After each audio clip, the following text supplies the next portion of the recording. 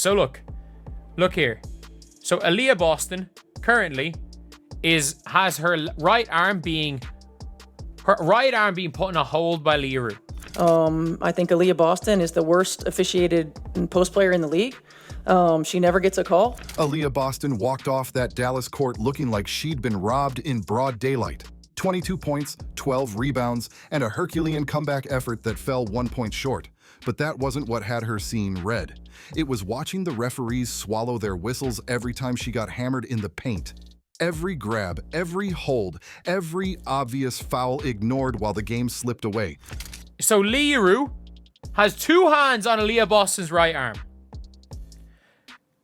She then still has Aliyah Boston's right arm hooked. She's looking for it. Aliyah can't do anything with her right arm. She can't do anything with her right arm. It's being hooked by Leah Rue. Leah Rue turns. You can see, look at Aliyah's shoulder. Like, her shoulders is what it is. But if you think Boston lost it after this 81-80 heartbreaker, wait until you hear what her coach said. Because Stephanie White didn't just defend her star player, she declared war on the entire WNBA officiating system with words so explosive they're still sending shockwaves through the league. Nah. Like, we don't care. You're losing this game. And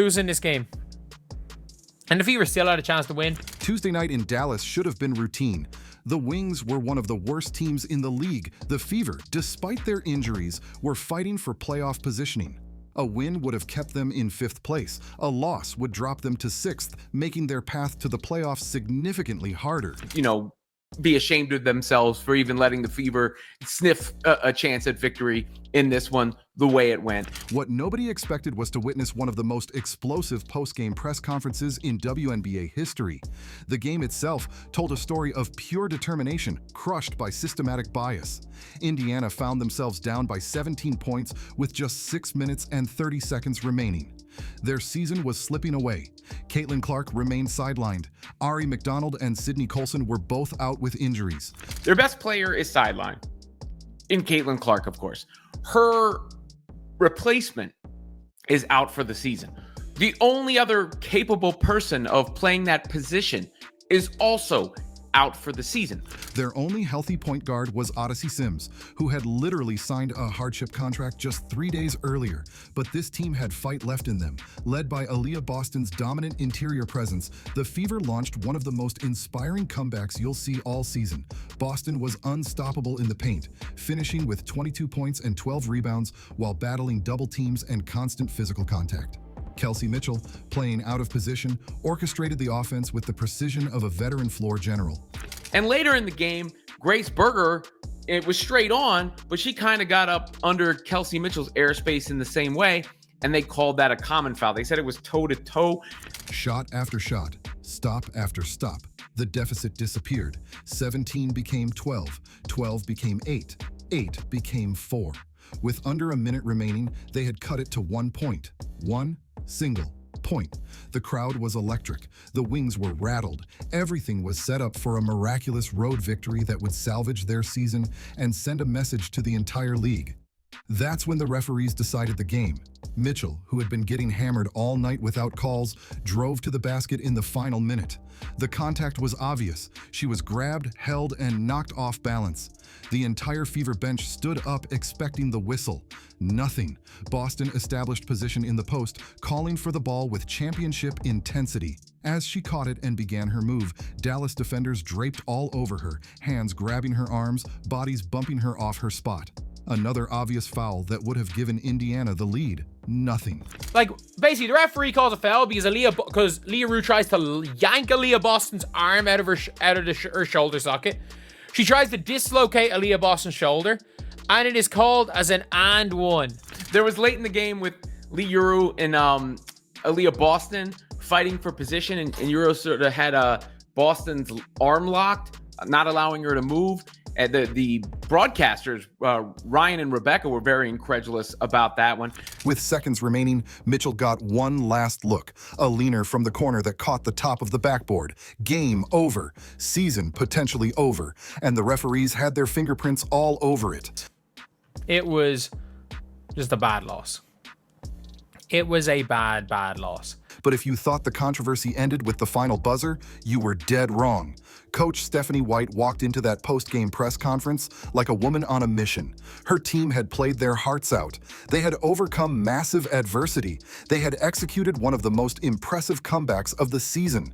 And it had all been stolen from them by officials who, in her words, applied a double standard that made fair competition impossible. It didn't bother me quite as much, but the inconsistencies bother me across the board.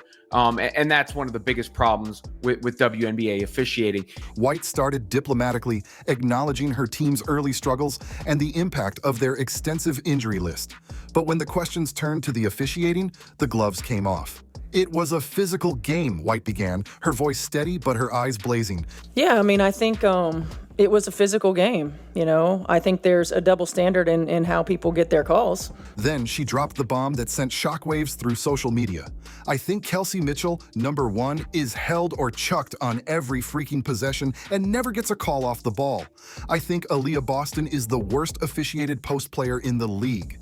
She never gets a call. There's a double standard there, certainly. The room went silent. Did she just say what everyone thought she said? She wasn't finished. You know, again, if it's going to be physical and you're gonna allow us to be physical, then allow both teams to be physical.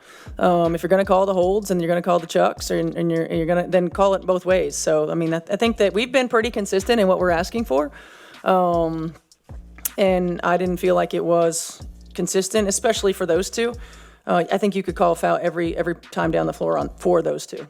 Those words, every time down the floor, hung in the air like an accusation that couldn't be taken back. White wasn't just complaining about missed calls. She was calling out systematic bias against her players. The statistics back up her claims, and they're absolutely damning. The Fever are second in the league in shots within 5 feet per game, 25.9 attempts in the paint per contest. They're second in points in the paint per game at 39.2. These are teams that live in the lane, that attack the rim relentlessly, that play the kind of physical interior basketball that should generate massive free throw disparities. Yet they rank just 8th in free throw attempts per game at 18.5. Boston's numbers are even more telling. She's 4th in the league in shot attempts within 5 feet per game, 6.8 per contest. She's getting quality looks in the paint, fighting through contact, battling bigger defenders, but she ranks 26th in the league in free throw attempts per game at just 3.7. Let that sink in. The 4th most active interior player in the WNBA gets fewer free throws than players who barely touch the paint. It's not just a statistical anomaly, it's evidence of what White called the worst officiating bias in the league. This wasn't White's first rodeo with controversial officiating. She's been fined multiple times this season for similar comments.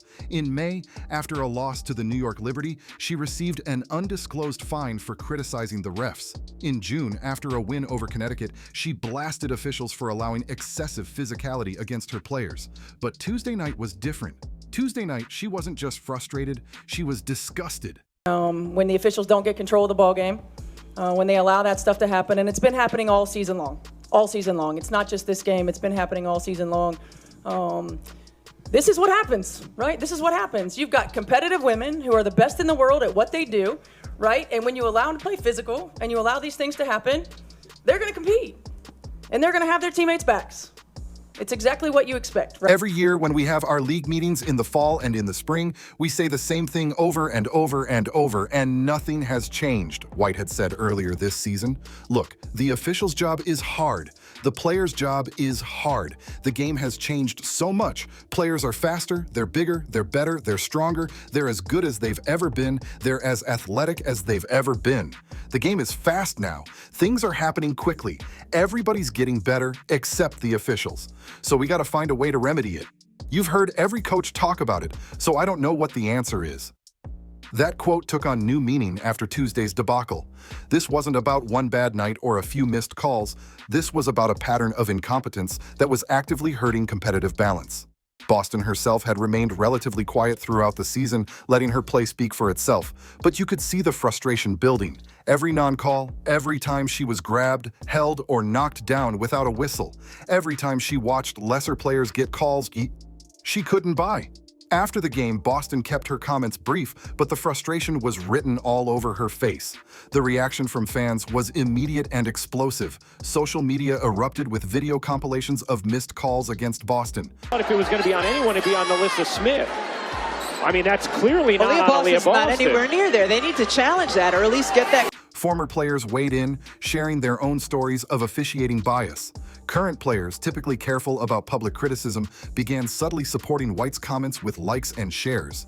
The hashtag #WorstOfficiatedPlayer started trending, with fans posting side-by-side comparisons of Boston getting mauled in the paint versus other players getting touch fouls on the perimeter.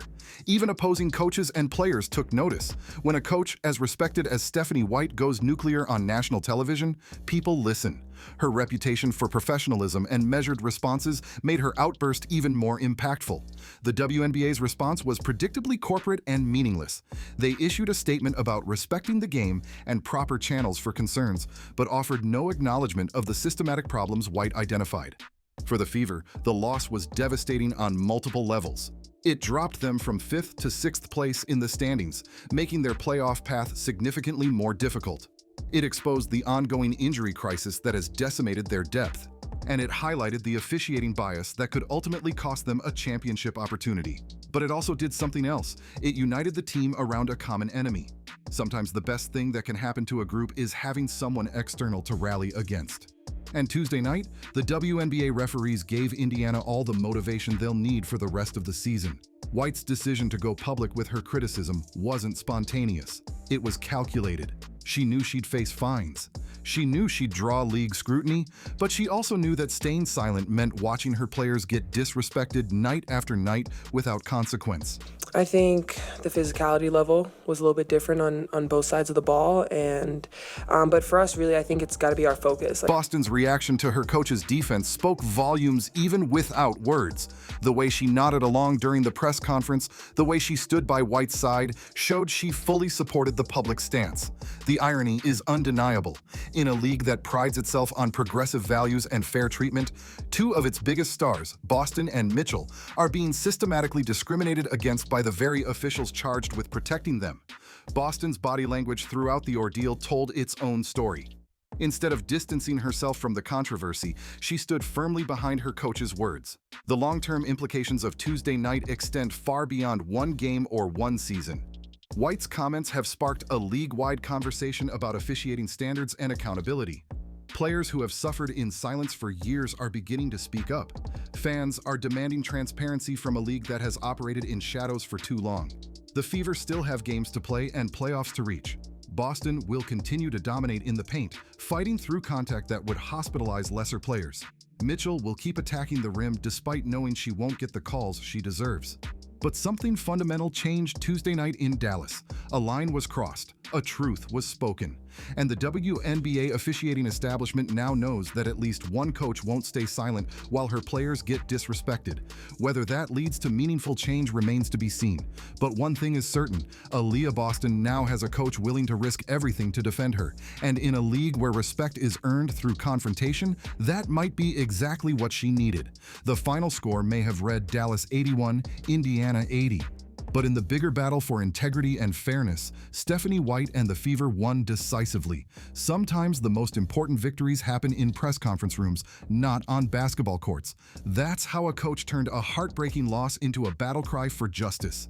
Stephanie White didn't just defend Aliyah Boston, she exposed a systematic problem that's been plaguing the WNBA for years. Drop your thoughts below, and don't forget to subscribe for more stories. Hit that notification bell because when coaches risk their careers to defend their players, you know the truth needs to be told.